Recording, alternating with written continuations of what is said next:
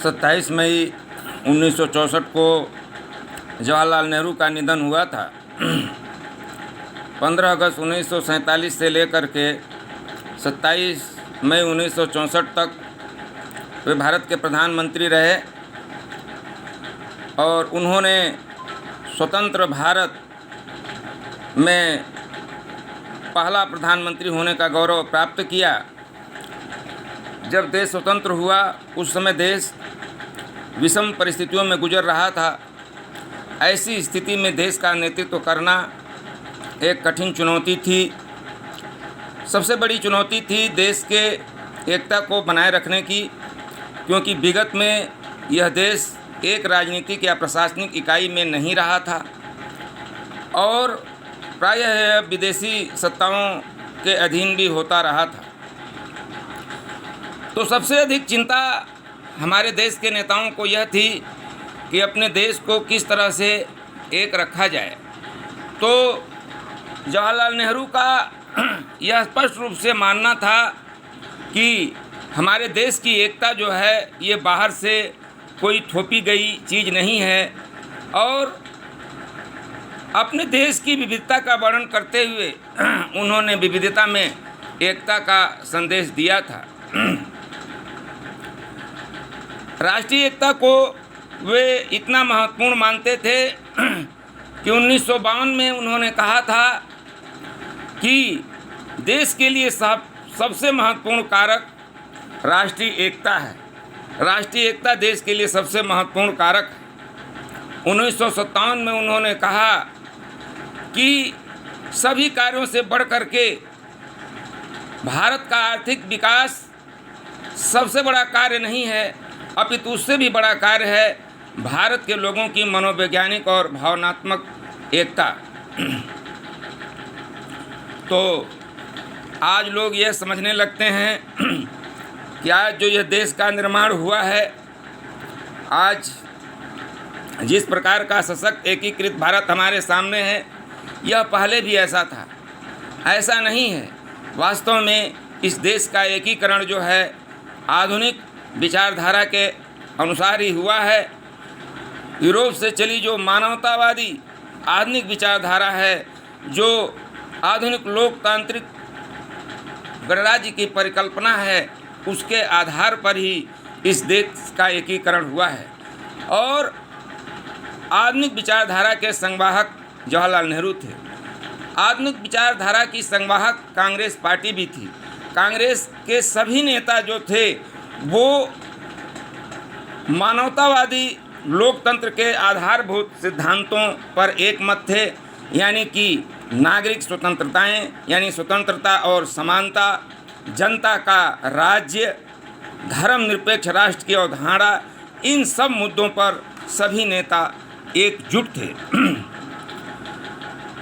सबसे महत्वपूर्ण बात आधुनिक भारत के निर्माता के रूप में जवाहरलाल नेहरू के बारे में यह है कि जो सबसे पहला कार्य उन्होंने किया वह कार्य था देश की एकता को स्थापित करना। और देश की एकता को स्थापित करने में उन्होंने जो सबसे महत्वपूर्ण बात कही वो ये कही कि देश को लोकतांत्रिक ढांचे में ही एक रखा जा सकता है। उन्होंने कहा कि हम एक बहुत ही खतरनाक युग में जी रहे हैं और इस खतरनाक युग में अगर हम लोकतंत्र से पीछे हटे तो इसका मतलब है पीछे जाना और देश का विघटन होना। उन्होंने कहा कि विविधता वाले इस देश को लोकतांत्रिक ढांचे में ही बांधा जा सकता है। अब सबसे पहले मैं नेहरू और पटेल के संबंधों के बारे में चर्चा करना चाहता हूँ, क्योंकि लोग प्रायः ऐसा कहने लगते हैं कि अगर पटेल को प्रधानमंत्री बनाया गया होता तो क्या होता, नेहरू को क्यों प्रधानमंत्री बनाया गया। देखिए, इस बारे में महात्मा गांधी के पौत्र राजमोहन गांधी ने बताया था कि जवाहरलाल नेहरू को प्रधानमंत्री बनाने के पीछे दो कारण थे। पहला कारण ये था कि वल्लभ भाई पटेल की उम्र बहुत अधिक थी, उनका स्वास्थ्य ठीक नहीं था। दूसरा कारण यह था कि जवाहरलाल नेहरू की पकड़ विदेश नीति पर बहुत अधिक थी। उन्हें उसमें विश्व राजनीति का बहुत अच्छा ज्ञान था। वे विश्व के नेताओं से ज़्यादा अधिक संपर्क कर सकते थे।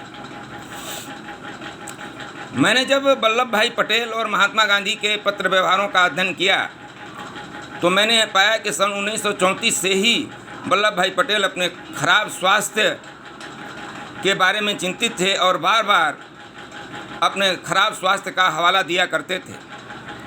तो कहने का अर्थ है कि प्रधानमंत्री ऐसा ही व्यक्ति ठीक होता जो एक लंबे समय तक चल सकता और उस समय की परिस्थितियों में अच्छा नेतृत्व कर सकता। ठीक है कि उस समय कांग्रेस अध्यक्ष चुने जाने के मुद्दे पर जो है प्रदेश कांग्रेस समितियों से मत लिया गया था और उसमें 12 समितियों ने पटेल को अध्यक्ष बनाने के लिए कहा था, क्योंकि जो अध्यक्ष बनता वही प्रधानमंत्री भी बनता। पटेल कांग्रेस के वरिष्ठ नेता थे, उन्हें सम्मान देना जरूरी था, लेकिन वास्तव में सम्मान तो दिया जाता है और एक फर्ज अदायगी होती है, लेकिन यथार्थ की ज़मीन पर कुछ और ही निर्णय किया जाता है। इसमें ऐसा कुछ नहीं सोचना चाहिए कि नेहरू और पटेल अलग थे और पटेल की विचारधारा अलग थी। दोनों की विचारधारा एक थी। और देश के एकीकरण के बारे में भी मैं बताना चाहता हूं कि जो लोग ये सोचते हैं कि पटेल ने एकीकरण कर दिया और जवाहरलाल नेहरू होते तो एकीकरण ना करते, ऐसा कुछ नहीं है। सबसे पहली बात तो जो संसदीय शासन प्रणाली है उसमें सामूहिक नेतृत्व होता है, उसमें सामूहिक उत्तरदायित्व होता है। तो संसदीय शासन प्रणाली में जिसके अंतर्गत नेहरू और पटेल काम कर रहे थे, सब लोग मिल करके काम कर रहे थे। पटेल गृह मंत्री थे, निश्चित रूप से उनकी कूटनीति जो है वो काम कर रही थी, लेकिन वास्तव में जो देश का एकीकरण हुआ वो आधुनिक प्रजातांत्रिक गणराज्य की अवधारणा के आधार पर हुआ, जिसमें प्रभुसत्ता जनता के हाथों में होती है, जिसमें कि जनता को आत्मनिर्णय का अधिकार होता है। देशी रियासतों में जो जनता निवास करती थी वो भारतीय संघ में मिलना चाहती थी, इसलिए देशी राज्यों को भारतीय संघ में विलय तो करना ही करना था। ठीक है कि पटेल उस समय बहुत चिंतित थे और देश के सभी नेता चिंतित थे कि अगर ये रियासतें देश से अलग रह गईं तो क्या परिणाम होगा, लेकिन वो देशी रियासतें अलग रह भी नहीं सकती थीं, क्योंकि देश को जो आज़ादी मिली थी उसका भी आधार आत्मनिर्णय के अधिकार ही था। यानी देश हर क्षेत्र की जनता को यह अधिकार था, यानी आधुनिक विश्व में यह अवधारणा विकसित की गई थी कि हर क्षेत्र की जनता को यह अधिकार है कि वह अपने राजनीतिक भविष्य का निर्णय कर सके। अब इसमें लोग यह भी कहने लगते हैं कि वल्लभ भाई पटेल ने कश्मीर की समस्या हल कर दिया और वल्लभ भाई पटेल ने हैदराबाद की समस्या हल कर दिया, जवाहरलाल नेहरू ने कश्मीर की समस्या उलझा दिया। ऐसी कोई बात नहीं है। जो भी काम था हैदराबाद की समस्या को सुलझाने का या कश्मीर समस्या को उलझाने का, सबका सामूहिक कार्य था। संसदीय शासन प्रणाली में सब कार्य सामूहिक होता है। हैदराबाद की समस्या ऐसी थी कि हैदराबाद की जनता जो थी, अधिसंख्य जनता वो हिंदू थी, वहाँ का शासक जो था वो मुसलमान था। हैदराबाद बहुत बड़ा राज्य था, लेकिन वह चारों ओर भारतीय संघ के राज्यों से घिरा हुआ था। वह भी विवश था भारतीय संघ में विलय करने के लिए। कश्मीर की समस्या के बारे में कश्मीर यह तथ्य है कि कश्मीर की अधिसंख्य जनता तो मुस्लिम थी, लेकिन वहाँ का शासक हिंदू था, उसने भी शुरू में विलय नहीं किया। दूसरी बात कश्मीर के संबंध में यह थी कि कश्मीर जो था वह ऐसा राज्य था जो पाकिस्तान से बिल्कुल लगा हुआ था। पाकिस्तान अभी जो है एक देश बना था, राष्ट्र बना था, और उससे लगा हुआ क्षेत्र कश्मीर था। और आत्मनिर्णय के अधिकार के आधार पर वहाँ कई तरह की समस्याएं उत्पन्न हो गई। अब लोग कहते हैं कि भाई नेहरू जो हैं उस मुद्दे को संयुक्त राष्ट्र संघ में ले गए, यह उनकी भूल थी। तो ऐसा नहीं है कि नेहरू ने व्यक्तिगत निर्णय लिया था।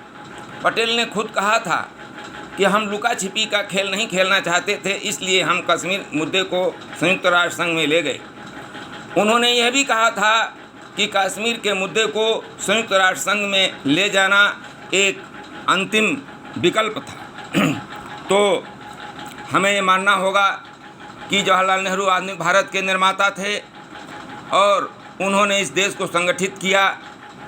एक मोहल्ले को, एक गांव को संगठित रखना मुश्किल हो जाता है, और जिस देश का इतिहास ही विघटन का इतिहास था, उस देश को एकत्रित करना, उस देश को संगठित करना एक बहुत ही महत्वपूर्ण कार्य था। जवाहरलाल नेहरू ने कहा कि भारत इतना विविधता वाला देश है कि इसको लोकतांत्रिक ढांचे में ही बांधा जा सकता है। सबसे पहली बात तो 1952 ईस्वी में जब पहला चुनाव हुआ और जब सबसे पहले लोकतंत्र की स्थापना की बात इस देश में वास्तविक अर्थों में की जाने लगी, तो बहुत से लोगों को संदेह था कि इस देश में लोकतंत्र चल पाएगा कि नहीं। लेकिन जवाहरलाल नेहरू ने बहुत मेहनत की, सारे देश में घूम करके लोगों को मत देने के अधिकार को बताया और लोकतंत्र का महत्व बताया। इस प्रकार से सारे देश में लोग लोकतंत्र की प्रक्रिया में भाग लेने के लिए तैयार हुए और सारे देश में चुनाव हुआ। और हम आज अगर इस देश को एक कर सके हैं, आज अगर हम इस देश को सुगठित कर सके हैं, तो वह लोकतंत्र के आधार पर ही है और उस लोकतंत्र की स्थापना का श्रेय जवाहरलाल नेहरू को भी जाता है। दूसरी चीज़ ये है कि जवाहरलाल नेहरू सबसे समन्वय करके चलते थे। कांग्रेस में भी विभिन्न विचारधारा के लोग थे, सबसे उन्होंने समन्वय किया और इस प्रकार से उन्होंने कांग्रेस को चलाया। कांग्रेस में वे समाजवादी विचारधारा के अनुगामी थे। कम्युनिस्टों ने, सोशलिस्टों ने, सभी ने कांग्रेस छोड़ दिया। इस तरह से नेहरू जो हैं बिल्कुल अकेले पड़ गए। फिर भी उन्होंने हार नहीं मानी और सबसे बड़ी विशेषता थी कि नेहरू के व्यक्तित्व में एक आकर्षण था। वे लोकप्रिय नेता थे। उन्होंने सारे देश की जनता को एकजुट किया। नेहरू की विदेश नीति भी हमारे देश की एकता में मददगार बनी। उन्होंने गुट निरपेक्ष आंदोलन चला करके, जिसके कि वे प्रमुख नेता थे, यूगोस्लाविया के राष्ट्रपति कर्नल टीटो और मिस्र के राष्ट्रपति नासिर, जवाहरलाल नेहरू, ये तीनों जो थे ये मुख्य नेता थे और इन्होंने गुट निरपेक्ष आंदोलन चलाया था। तो गुट निरपेक्ष आंदोलन को चला करके और उपनिवेशवाद का विरोध करके विश्व की राजनीति में जवाहरलाल नेहरू ने एक मुख्य स्थान बना लिया था। इस वजह से भी देश की एकता को बल मिला, क्योंकि देश के लोगों ने सोचा कि हमारा एक ऐसा नेता है जो विश्व की राजनीति में नेतृत्व कर रहा है। तो हम यह भी जान लें कि धर्मनिरपेक्षता जो है यह लोकतंत्र का आवश्यक अंग होती है और धर्मनिरपेक्षता के बिना हम लोकतंत्र की कल्पना भी नहीं कर सकते हैं। और ये भी हमें जान लेना होगा कि अगर इस देश को धर्मनिरपेक्ष राष्ट्र घोषित न किया जाता तो यह देश जो है, ठीक है कि इसका एक विभाजन तो हुआ ही, लेकिन इसके और भी विभाजन होते और स्वतंत्रता के समय अगर इस देश को धर्मनिरपेक्ष न घोषित किया जाता तो इसके टुकड़े टुकड़े होते, तुरंत ही यह देश विघटित हो जाता और फिर इस देश का पता भी न लगता और यह देश वास्तव में फिर से जो है गुलाम हो जाता। तो धर्मनिरपेक्षता के बारे में मैं एक दो विचार रखूँगा। डॉक्टर एस राधाकृष्णन ने लिखा है कि धर्मनिरपेक्षता जो है ये वास्तव में हमारे भारतीय संस्कृति का आवश्यक अंग रही है। हमें धर्मनिरपेक्षता को इस प्रकार से स्वीकार करना चाहिए कि यह हमारी भारतीय संस्कृति की अंग है और धर्मनिरपेक्षता का अर्थ है कि किसी भी समुदाय विशेष को कोई विशेषाधिकार न प्राप्त हो। इसी प्रकार से जवाहरलाल नेहरू ने कहा था कि धर्मनिरपेक्षता से हमारा आशय यह नहीं है कि हम किसी धर्म को हतोत्साहित करें। इसका आशय धर्म और विचार की स्वतंत्रता है। इसमें वे लोग भी शामिल हैं जिनका कोई धर्म नहीं है और इसमें धर्म की स्वतंत्रता शामिल है, बशर्ते कि लोग दूसरे के मामलों में हस्तक्षेप न करें। इसी प्रकार से सरदार पटेल ने भी धर्मनिरपेक्षता में अपनी दृढ़ आस्था व्यक्त करते हुए कहा था कि हमारा राष्ट्र धर्मनिरपेक्ष राष्ट्र है और हम पाकिस्तान की तरह आचरण नहीं कर सकते हैं। उन्होंने स्पष्ट रूप से कहा कि हमारे देश में रहने वाले हर एक मुसलमान को ये मानना, हर एक मुसलमान को ऐसा अनुभव करना चाहिए कि वह भारत का नागरिक है। तो हम अपनी नीतियों को पाकिस्तान की तरह नहीं निर्धारित कर सकते हैं। तो उन्होंने भी धर्मनिरपेक्ष राष्ट्र की अवधारणा का समर्थन किया। तो अंत में मैं बहुत लंबा वक्तव्य नहीं देता हूँ, मैं यही कहना चाहता हूँ कि आधुनिक भारत के निर्माता जवाहरलाल नेहरू थे, जिन्होंने विकास की भी नींव रखी, आधुनिक प्रौद्योगिकी, आधुनिक वैज्ञानिक शिक्षा की नींव रखी, आधुनिक ज्ञान विज्ञान की नींव रखी। रूस की तर्ज पर उन्होंने देश में योजना आयोग बनाया और पंचवर्षीय योजनाएं लागू की। आज भी उनके द्वारा बनाए गए विकास खंड जो हैं, जो ब्लॉक हैं, वही विकास के आधार हैं। तो हमें कृतज्ञ होना चाहिए और हिंदू धर्म में कृतज्ञता को एक बहुत बड़ा पुण्य बताया गया है और कृतज्ञता को बहुत बड़ा पाप बताया गया है। लेकिन बड़ा ही दुर्भाग्यपूर्ण है कि आज देश के जो नेता हैं, जो कि वास्तव में लोग धर्म का नाम लेते हैं, हिंदू धर्म का हवाला देते हैं, लेकिन अब अपने धर्म ग्रंथों में जो लिखी बात है उसी का उल्लंघन कर रहे हैं। वो बार बार जवाहरलाल नेहरू को तरह तरह से अपमानित करने की बात करते हैं। किन विषम परिस्थितियों में जवाहरलाल नेहरू ने देश का नेतृत्व किया, उन्होंने देश को एक बनाए रखा। कितना बड़ा ये विशाल देश है, इसको जो है लोकतंत्र के सांचे में उन्होंने ढाल करके इतना विशाल बनाया और विकास की एक आधारशिला रखी। और देश में प्रथम पंचवर्षीय योजना, द्वितीय पंचवर्षीय योजना, तृतीय पंचवर्षीय योजना, 3 पंचवर्षीय योजनाओं की नींव रखी। प्रथम पंचवर्षीय योजना में कृषि के विकास को प्राथमिकता दी गई, दूसरे में उद्योग को प्राथमिकता दी गई।